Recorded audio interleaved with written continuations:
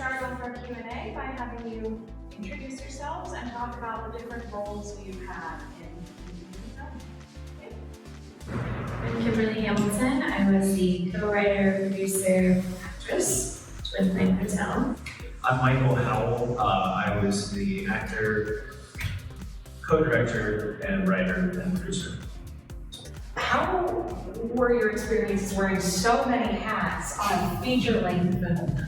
It was actually pretty tricky, I would say. I prefer just wearing one hat, and I worked on other films where I'm co-writer, producer, and actor. It's hard for me to step into just an acting role when you've helped write something and you have this idea that you really hope you convey, to just step into an acting role and let somebody else direct. It can be tricky, but we were able to navigate it okay. I was excited about it because I got to have a lot of control over what's going on, and I had kind of, the movie's like, I would say 85% how I saw it in my head. And I kind of was like, all right, we're making this movie, it's a smaller movie. You, me, and Gavin kind of basically getting together and rehearsing it and putting it together and writing it. And, it was sort of like, all right, we can kind of go in there and have fun. And we won't have a lot of red tape trying to do it. We can just kind of go in and do our thing.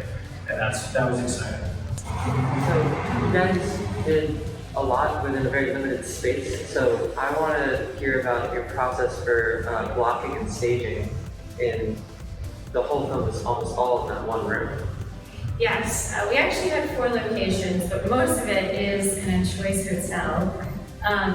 We didn't really have much of a budget. We spent all of our own personal money on this, and our director, he basically directed it sort of like a play.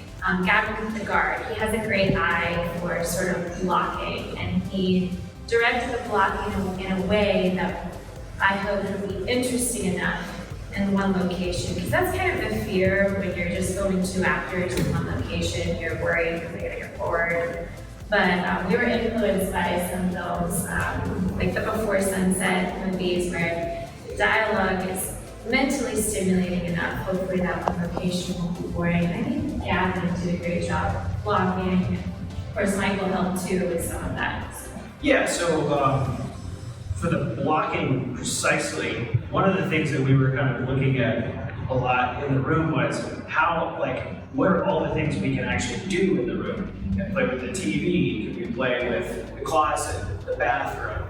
At one point I sit on the coffee table, the clock, the drawer, the door, anything I could do in the room. I wanted to leave no stone unturned. The air conditioning, the curtains, looking out the window. Can we position by the window?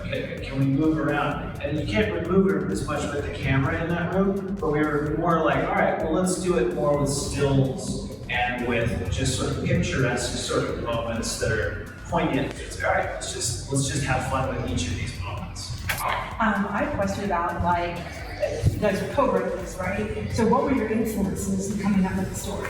Constellations. So we produced a play called Constellations by Nick Payne. It's about a multiverse where one character is an astrophysicist and the other character is a beekeeper. So a lot of our influence is from this play that we just love performing. Gavin the guard was one of our directors. We basically had a different director per universe for that play. And she talked about that play in the movie at one point. She I remember. mentions it. Lost in Translation was a huge influence.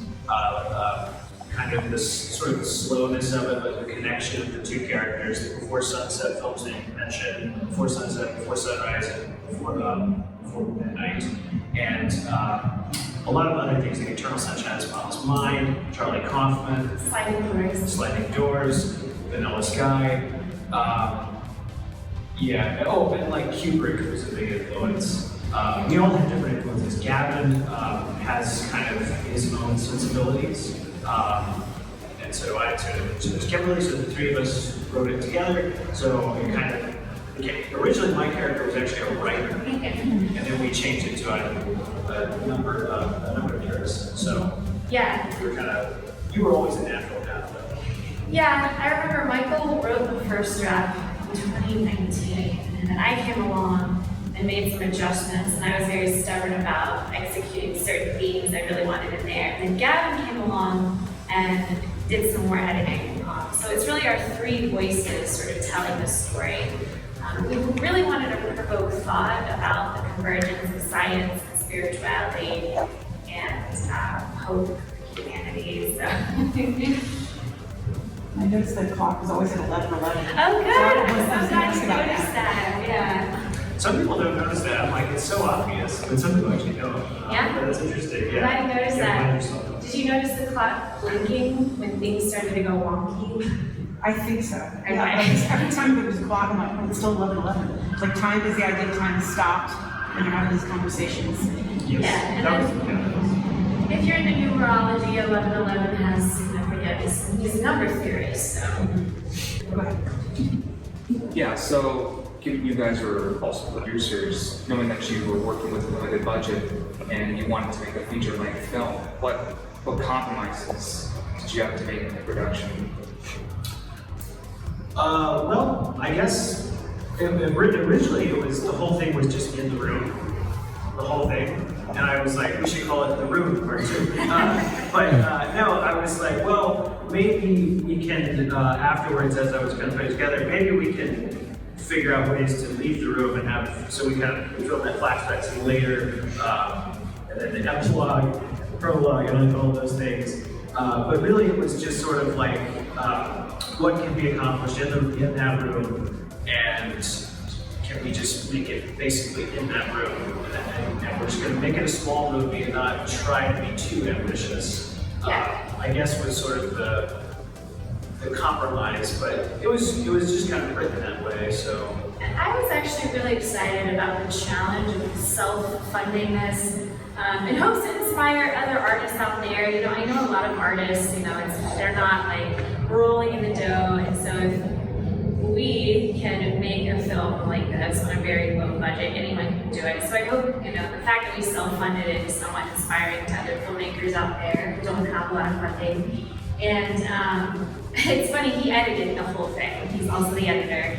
And we kept thinking like, okay, it's done. And then during the editing process, he kept being like, let's film this little extra thing and go outside and out of park and stitching it together at the beginning and ending. And, we used one of my yoga studios as like the black space, ambiguous dream. Is it a dream? Is it not? Sort of sequence.